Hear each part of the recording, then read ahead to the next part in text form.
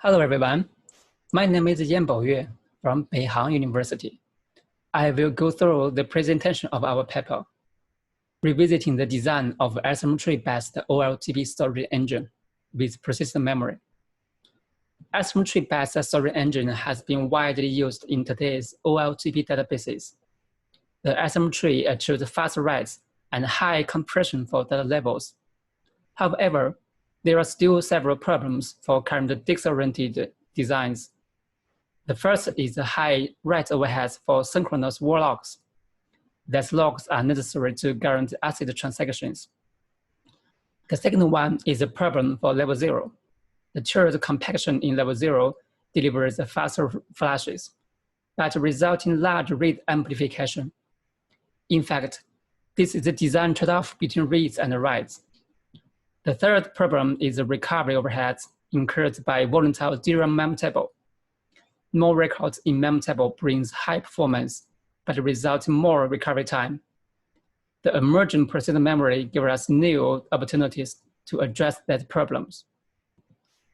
Multiple challenges exist to use the new hardware, such as the high overheads to guarantee persistence and atomicity, and the performance differences for different access patterns. With these challenges, we will answer for the questions. First, how to design efficient persistent mem table to replace the DRAM for fast recovery. Second, can the war log be removed to achieve fast persistence? Third, can the tiered level 0 be replaced with one in larger capacity PM? Last, how to efficiently manage the persistent memory allocation, avoid persistent memory leaks, and reduce persistent memory fragmentations.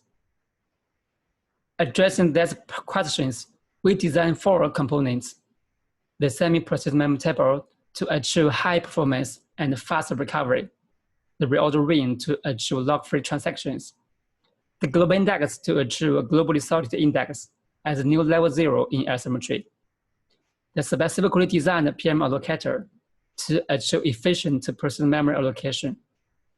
Next, I will give the design details for each component. In asymmetry-based storage engine, the majority part of a mem table is a range index. Currently, there are 3 typical designs for range index in PM: the fully persistent, the semi-persistent, and the non-persistent.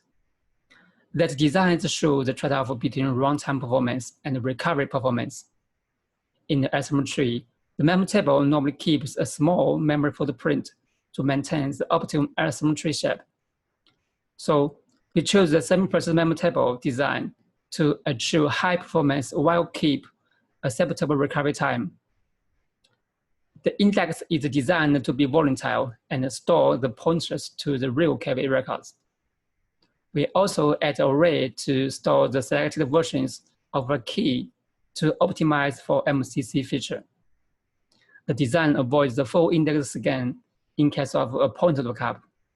We also observe that the mem table works in append-down writes and batch memory reclaim, so we batch writes and sequentially process them to reduce write amplification.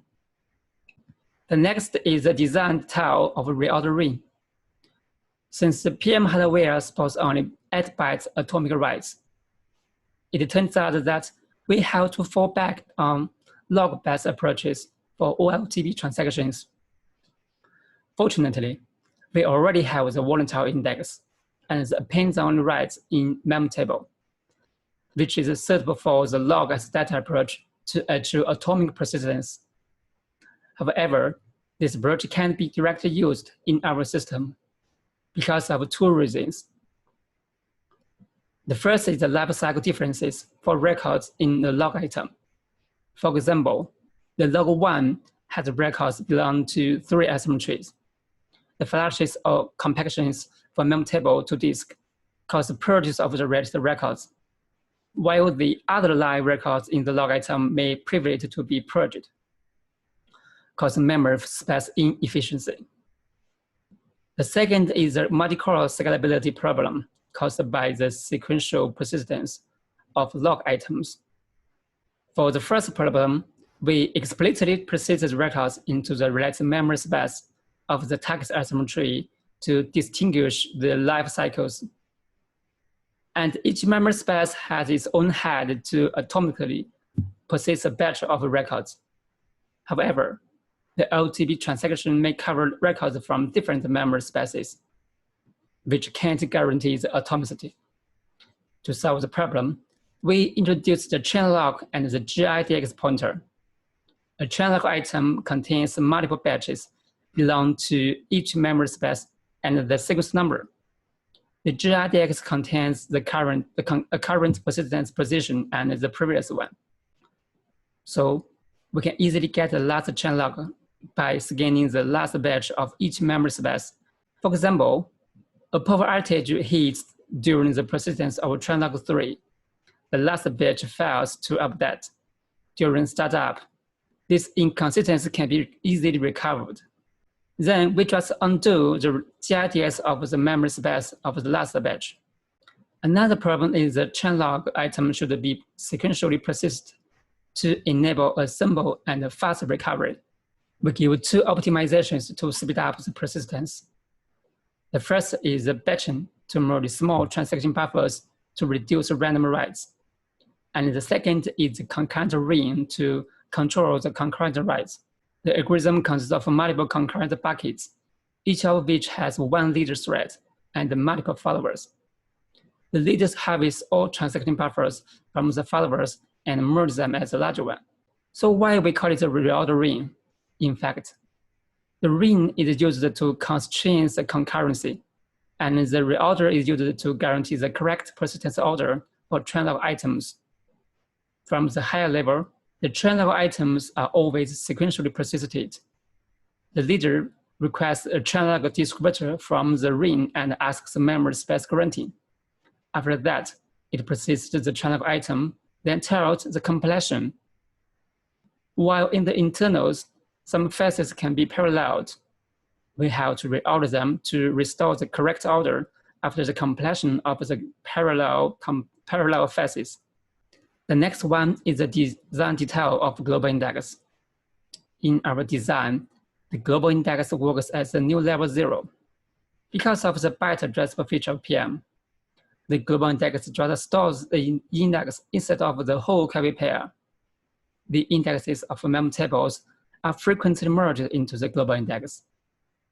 Since there's no requirement for OLTP transactions in such process, so the design can adopt the state-of-the-art persistent B+ trees or other volatile range indexes to enable higher performance.